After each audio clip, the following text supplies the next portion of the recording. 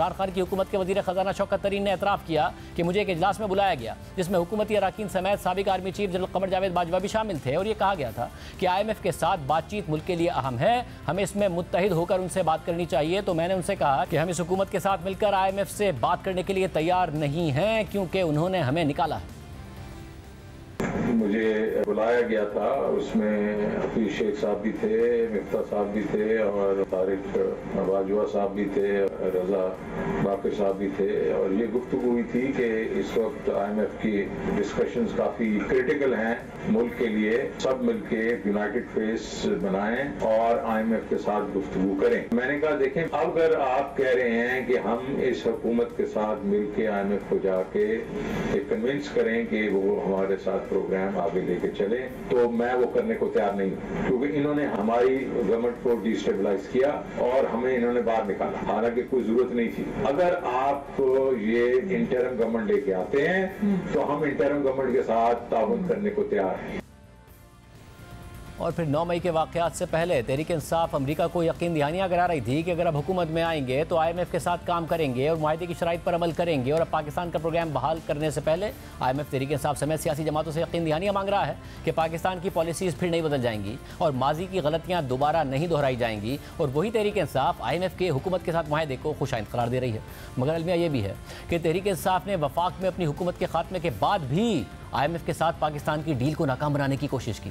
मौजूदा हुकूमत ने प्रोग्राम बहाली के लिए IMF से वादा किया था कि बजट खसारे और प्राइमरी सरप्लस का टारगेट पूरा करेंगे और इसके लिए सूबे बजट सरप्लस देंगे। मगर गुज़िश्ता साल अगस्त में पहले खैबर पख्तूनख्वा के वज़ीर ख़जाना तैमूर सलीम झगड़ा का एक ख़त सामने आया जिसमें उन्होंने वफाकी हुकूमत से कहा था कि सूबाई हुकूमत सैलाब की सूरत हाल के बाइस बजट सरप्लस नहीं दे सकती। फिर कुछ दिन बाद ये शवाहिद सामने आ गए कि बजट सरप्लस ना देने के ऐलान के फैसले की वजह सैलाब की सूरत हाल नहीं बल्कि मौजूदा हुकूमत की IMF से डील नाकाम बनाना थी, क्योंकि उस वक्त PTI के साबिक वजीर खजाना शौकत तरीन की पंजाब और खैबर पख्तूनख्वा के वज़राए खजाना के साथ ऑडियो लीक सामने आ गई थी। उस ऑडियो में शौकत तरीन पंजाब और खैबर पख्तूनख्वा के वज़राए खजाना से कह रहे हैं कि वफाक को खत लिखकर IMF मुआहदे पर अमल करने से इनकार किया जाए, खत की कॉपी IMF को भी भेजी जाए। फ्लड्स आए हैं, इन्होंने पूरे उसका बेड़ा गर्क कर दिया है खैबर पख्तूनख्वा का, तो हमें उसको रिहेबिलिटेशन के लिए बहुत पैसे चाहिए होंगे। तो ये ठीक है ना, मैंने ज़गारी को भी कह दिया, उसने भी यही कहा कि जी बहुत हमें तो पैसे खर्च करने पड़ेंगे। वैसे ब्लैकमेलिंग टैक्टिक, पैसे तो किसी ने वैसे ही नहीं छोड़ने, मैंने तो नहीं छोड़ने, आई डोंट नो लगारी ने छोड़ने तो उससे भी नहीं छुड़वाएंगे ना आज। लेकिन हमने करना यह है ना कि आज ये खत लिख के और वो जो IMF वाली जो एस्टर है उसको कॉपी भेज देंगे ना, ताकि ये है कि पता तो चले हमारे से आम ट्विस्टिंग करके जो पैसे रखवा रहे थे वो पैसे। ठीक है, मैं वो बना के, I also know the IMF number 2 जो यहाँ पे है, तो उसको तो मैं वैसे ही हर चीज सारी इंफॉर्मेशन उससे लेता भी रहा हूँ और ऑल्सो तो वो कर देंगे।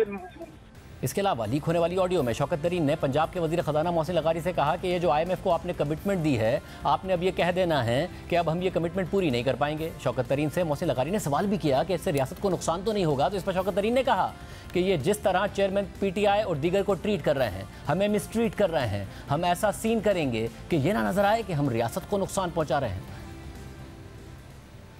जो IMF को ये 750 बिलियन का जो कमिटमेंट दी है आप सबने साइन करके दिए हैं, तो आपने अभी कह देना है कि जनाबे वाला जो हमने कमिटमेंट दी थी वो फ्लड से पहले थी, अब फ्लड पे हमें बहुत पैसे खर्च करना पड़ेंगे, तो इसलिए हम आपको ये बता रहे हैं अभी से कि we will not be able to honour our commitment. बिल्कुल यही लिखना है आपने और कुछ नहीं करना।